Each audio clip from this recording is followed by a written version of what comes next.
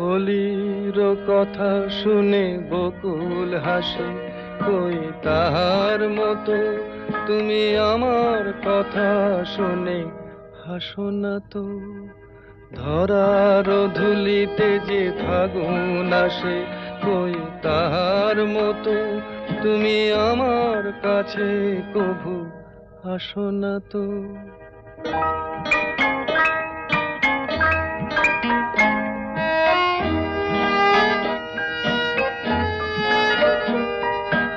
আকাশ পারে ওই অনেক দূরে, যেমন করে মেঘ যায় গয়ুড়ে।